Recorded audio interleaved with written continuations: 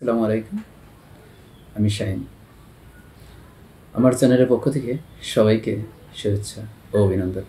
আশা করি আপনার সবাই ভালো আছেন আর ভালো থাকবেন, এটাই আমার শুভকামনা আপনাদের জন্য।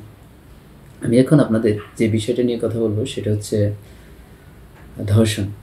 ধর্ষণ আমাদের সমাজের একটা বাস্তব ঘটনা। আসলে এটা অনেক আগ থেকেই এই ঘটনাটা ঘটতেছে এবং বর্তমানেও ঘটছে, এখনও সামনেও ঘটতে পারে। আমরা এটা হয়তো লক্ষ্য করতে পারি। আসলে বিষয়টা ধর্ষণ আমরা কেউ পছন্দ করি না, কিন্তু আসলে যারা করে তারা কেন পছন্দ করে? আসলে প্রতিটা মানুষের একটা মানবিক মূল্যবোধ রয়েছে। আসলে মূল্যবোধটা সঠিকভাবে যদি তার প্রতিফলিত না হয়, সে যদি বাস্তবায়িত না করতে পারে বা নিজেকে যদি নিজে বুঝতে না পারে, সে আসলে অন্যায় করতে কখনো দ্বিধাবোধ করে না। আমাদের প্রতিটি মানুষের সমাজে একটা ভূমিকা রয়েছে। আসলে সেই ভূমিকাগুলো আমরা সবাই যদি সঠিকভাবে পালন করতে না পারি, তাহলে প্রত্যেকটা মানুষ যেমন নিজে নিজে ক্ষতিগ্রস্ত, তেমনি একে অপরের কাছ থেকেও অনেক সময় ক্ষতিগ্রস্ত হওয়ার সম্ভাবনা থাকে। তেমনি এক সমস্যার সম্মুখীন হচ্ছে ধর্ষণ। আমরা ধর্ষণ বলতে বোঝায় জোর করে কোনো কিছু করা, যেটা আসলে আমরা কামনা করি না, কিন্তু সে ঘটনাটা অনাকাঙ্ক্ষিতভাবে কেউ না কেউ অন্যায় করে বা অন্যায়ভাবে ঘটিয়ে দেয়। এতে আমাদের সমাজে যেমন প্রভাব পড়ে, আমাদের মানবিক বিবেকবোধেও অনেক কষ্ট দেয়। তাহলে আসলে এই বিষয় থেকে আমাদের সবারই সরে আসতে হবে এবং এই সমস্যাটা আমাদের সমাজ থেকে দূর করতে হবে। আমরা যদি এই সমাজে এই সমস্যা দূর করতে না পারি, পরবর্তী প্রজন্ম আমাদের কাছ থেকে আসলে ভালো কিছু পাবে না। তাই আমরা সবাই যদি সচেতনভাবে কাজ করি, একসাথে কাঁধে কাঁধ মিলে, এবং আসলে সমস্যাটা কেন হচ্ছে এই বিষয়টা চিন্তা করি, তাহলে আসলে সমাধান করা সম্ভব। প্রতিটি মানুষ আসলে সমস্যার সম্মুখীন। এমন কাউকে খুঁজে পাওয়া যাবে না যে বাংলার মাটিতে যে সমস্যাবিহীনভাবে গাছের মতো দাঁড়িয়ে আছে যুগ যুগ যুগান্তরে। কিন্তু আসলে সবাই সমস্যাগ্রস্ত, হয়তো কারটা বেশি কারটা কম, কেউ বলে কেউ বলে না, কেউ জানে আবার কেউ জানে না।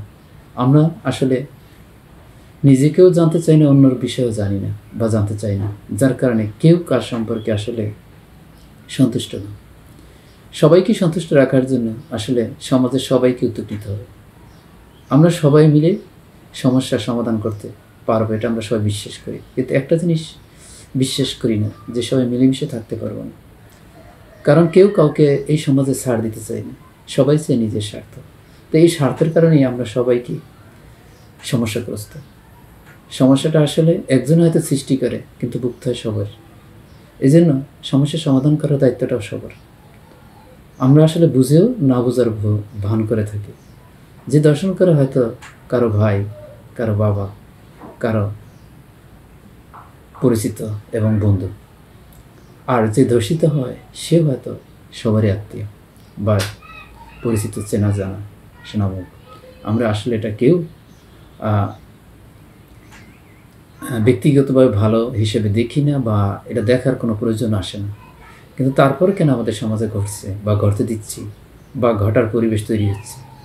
আসলে প্রথম ইসলামিক দিক থেকে আমরা যদি বিচার করি, ইসলাম বলছে আসলে আমাদের সব কিছুতেই একটা রুল বা আইন বা নিয়ম মেনে চলা উচিত। সবাই যদি সবার কার্যক্রম সঠিকভাবে পালন করতে চায়, তাহলে আইন মানতে হবে। তো আসলে আমরা আইনটাই মানি না। আইন যদি মানি, তাহলে আসলে এই সমস্যা কীভাবে তৈরি হয়? কারণ বাবা যদি বাবার দায়িত্ব পালন করে, মা যদি মায়ের দায়িত্ব পালন করে, ভাই যদি ভাইয়ের দায়িত্ব পালন করে, মেয়ে যদি মেয়ের দায়িত্ব পালন করে, সন্তান যদি সন্তানের মতো বড় হয়, তাহলে আসলে সমস্যাটা কোন জায়গা থেকে হয়?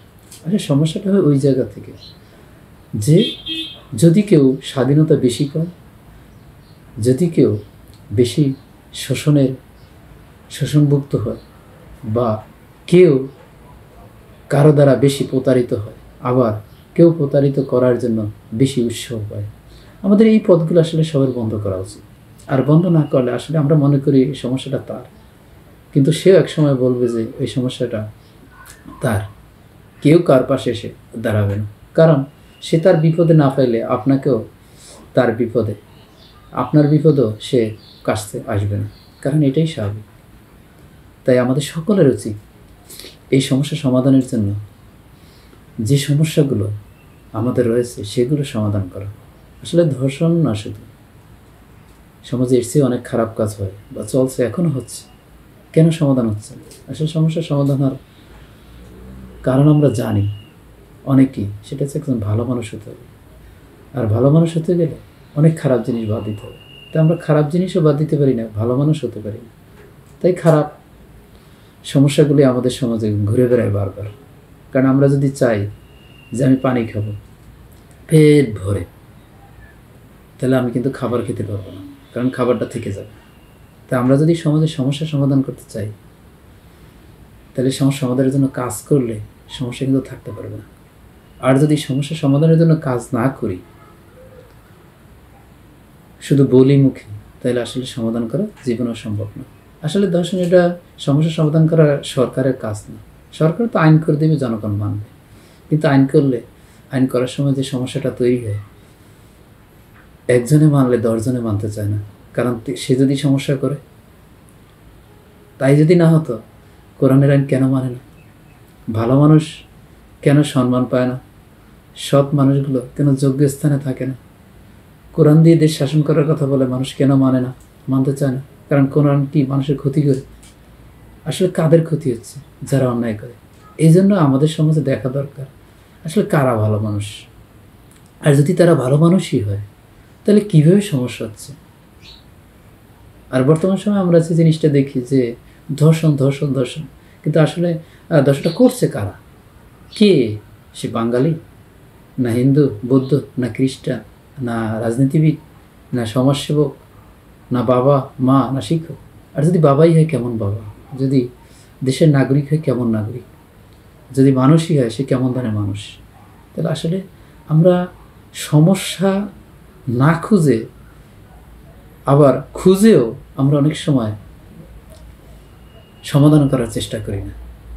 আসলে আমরা প্রতিটি মানুষই জানি এটা সমাধান কীভাবে করতে হয়, কিন্তু আসলে আমরা একজনকে বোকা বানার জন্য, জাস্ট একজনকে ট্যাগ করার জন্য, একটা সমস্যা তৈরি করার জন্য, একটা বিষয় ধামাচাপা দেওয়ার জন্য আমরা একটা কর্মকাণ্ড তৈরি করি এবং আমার স্বার্থ হাসিলের জন্য এই কাজগুলো করে থাকি।